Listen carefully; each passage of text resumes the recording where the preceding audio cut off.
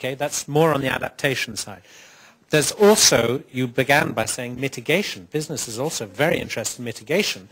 And Michel touched on this. This is opportunities for clean energy, infrastructure that reduces energy costs as well as has other benefits. You're also saying that that the business can do things in terms of its own personal footprint, as it were, to make sure that its supply chains, value chains, the way it functions, the way it operates is environmentally friendly and climate change friendly. You're also saying that business needs predictability and stability if it's going to have the confidence to invest in all this stuff. So points all very well taken. There's a number of issues there, and of course, right. So can I have a sense of who would like to ask questions before I ask the panel members to answer each other's?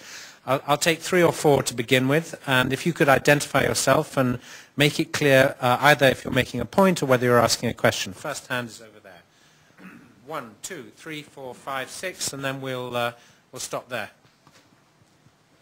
Do I keep this, or do you hand this over? There's actually another one here. There's another one? There you go. Okay.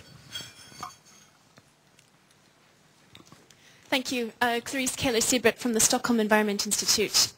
Just recently, colleagues and I have written a report on adaptation financing for a European government that doesn't wish to be named. It adds some mystique to what we do, but we'll publish it as an independent report soon.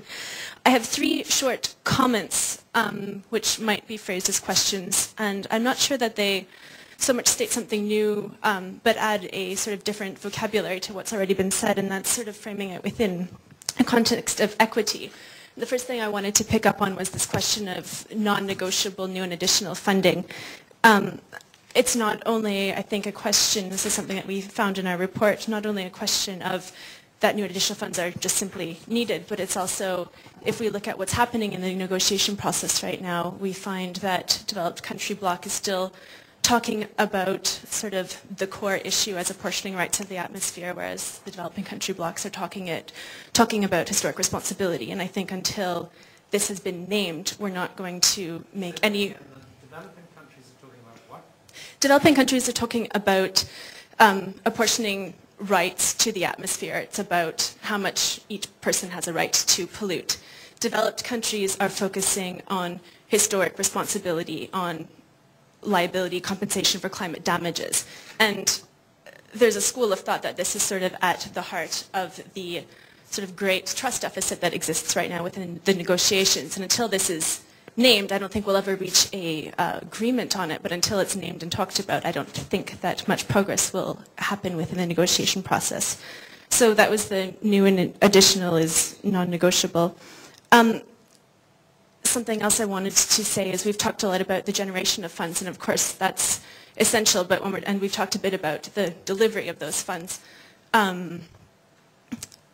But we know that we need several billion more than what we have. So if we take that as a point of departure, when we talk about adaptation funding, I think it's as essential to talk about how those funds are then governed, because that's a big sticking point right now. Perhaps the World Bank has something to say about that. And of course how they're delivered and the role of NAPA's play in that. And then I thought the role of private sector was interesting. That's something that we've tried to focus on. We did a chapter on this in our report, and we found that private sector doesn't necessarily understand its role in adaptation financing. It's sort of more obvious within mitigation because it's big projects. There's obvious business opportunities. So I think the onus is on some of us who work in other sectors to demonstrate to the private sector what role they can play. If you look at technology, for example, a lot of it has to do with South-South or just within country transfer. The business opportunities aren't quite as obvious. And if we go back to the equity element, and I'll end here, it's also a bit of a problem or a catch-22 because we have within this building of trust, common but differentiated responsibilities, and polluter pays principles clearly put responsibility on states, so we're really looking for new and additional public funds. At the same time, those are woefully insufficient, and we want to look to the private sector. So I think from that we could conclude that private sector could be essential, but absolutely can't replace the role for new and additional public funds, and that's a sort of dilemma back and forth that has to be addressed. Thanks. I want you to answer the question, the point raised there, not now, but that the private sector needs to be educated, essentially what it comes down to. The next one, there. I will split it a little bit differently, but I will do that later. I'm the moderator. I'm allowed to say whatever I want. Okay.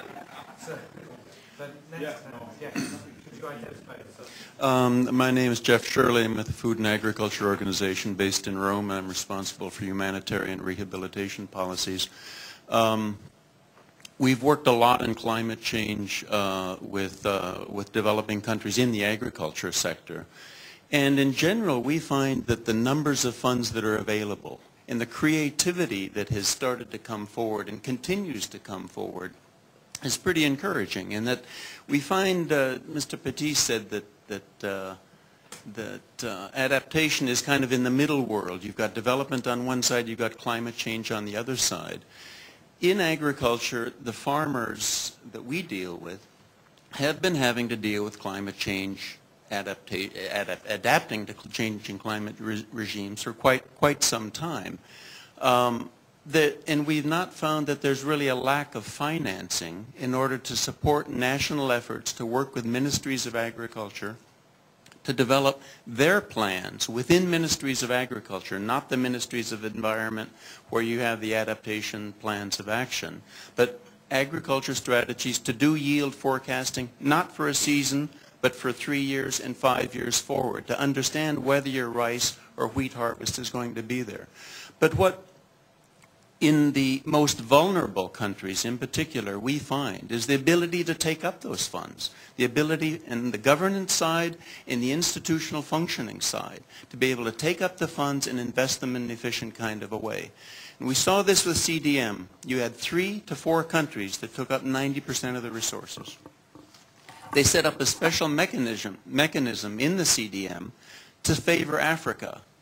It really was not used because the capacity there in the region was really not able to access. Can I ask you a question? Yes. I mean, you're saying that it's the ability to absorb the funds, use the funds, program the funds.